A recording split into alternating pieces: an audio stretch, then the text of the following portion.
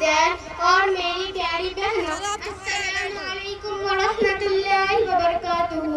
میں افضل شمس، میں جامعہ سیدہ خدیجۃ الکبریٰ للبنات مالکانہ مدرسے کی درجہ حفظ کی ایک چھوٹی سی طالبہ ہوں۔ اللہ تبارک و تعالیٰ کے فضل و کرم سے میں اس پاک کلام الہی کو اپنے سینے میں محفوظ کرنے کی سعادت حاصل کر رہی ہوں، جسے ہم سب قرآن کریم کہتے ہیں۔ آج اس مقدس اسٹیج پر کھڑے ہو کر میں اپنے رب کریم کا شکریہ ادا کرتی ہوں، جس نے مجھے قرآن مجید سیکھنے کا شرف عطا کیا۔ اس موقع پر میں خاص طور پر اپنی والدہ ماجدہ کا ذکر کرنا چاہتی ہوں، جن کی دعا، حوصلہ افزائی اور قربانی کے بغیر میرا یہ سفر ناممکن تھا۔ وہ میرے لیے محبت، صبر اور دعا کا سایہ ہے۔ میری یہ کوشش ہے کہ میں نہ صرف قرآن مجید یاد کروں بلکہ اپنی زندگی پر اس پر عمل بھی کروں اور اپنے والدین، اساتذہ و معلمات اور اپنے مدرسے کا نام روشن کروں۔ آج میں آپ حضرات کے سامنے لڑکیوں کو حافظہ بنانے کی فضیلت اور اس سے جڑی چند غلط فہمیوں کے ازالے پر چند گزارشات پیش کرنے کی شہادت حاصل کر رہی ہوں۔ اللہ تبارک و تعالیٰ سے دعا ہے کہ وہ میری اس حقیر کوشش کو قبول فرمائے اور ہم سب کو قرآن کا سچا خادم بنائے۔ پیاری سامعات، آج میں جس موضوع پر گفتگو کر رہی ہوں، یہ موضوع نہ صرف بچوں کے ہی مستقبل بلکہ ہماری دینی سوچ سے بھی جڑا ہوا ہے۔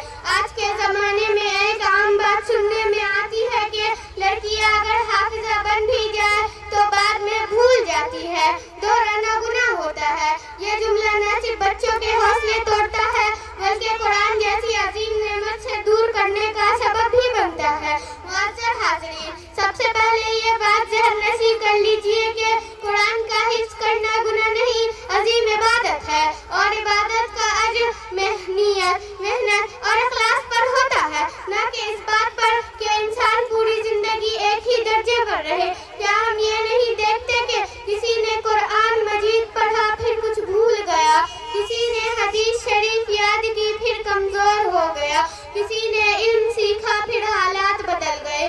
تو کیا ہم یہ کہتے ہیں ان سب پر گناہ ہے؟ نہیں، ہرگز نہیں۔ میری عزیزوں، بھول جانا انسانی فطرت ہے، اور خاص طور پر لڑکیوں کے حالات، شادی، ذمہ داری، اولاد، گھریلو مشاغل، یہ سب اللہ رب العزت کے بنائے ہوئے مراحل ہے، کوئی جرم نہیں۔ اگر کوئی لڑکی خلوص کے ساتھ قرآن مجید حفظ کرتی ہے، اسے پڑھتی ہے، سمجھتی ہے، اور پھر حالات کے سبب کچھ کمزوری آ جاتی ہے، تو یہ دہرانا گناہ نہیں، دہرانا اجر ہے، ایک حافظہ بننے کا اور دوسرا قرآن سے محبت کا۔ نبی کریم صلی اللہ علیہ وسلم نے ارشاد فرمایا، قرآن کریم کو پڑھنے والا اور اس میں مشقتیں اٹھانے والا دوہرا اجر پاتا ہے۔ تو جو بچی قرآن مجید کو یاد کرنے کی کوشش کرے، چاہے مشکل ہو چاہے کمزوری، وہ اللہ تبارک و تعالیٰ کے یہاں محبوب ہے۔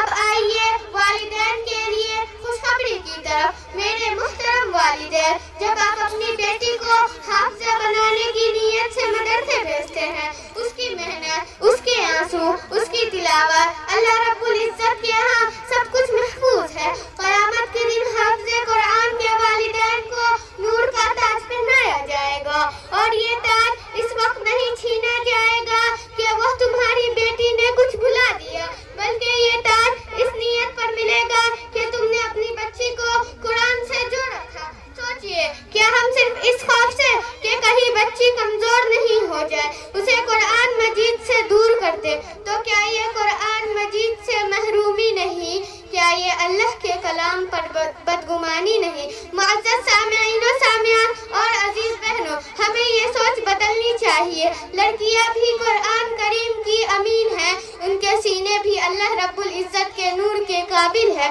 اگر مرد حافظ بن سکتا ہے تو عورت حافظہ کیوں نہیں؟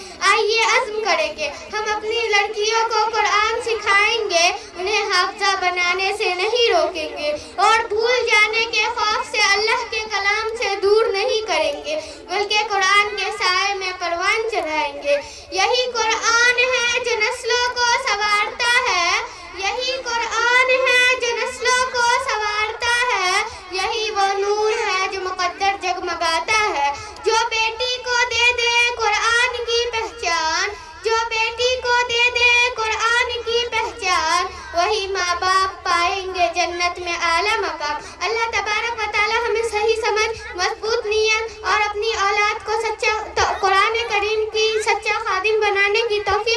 فرمائے آمین وآخر الدعوانا الحمدللہ رب العالمین. السلام علیکم.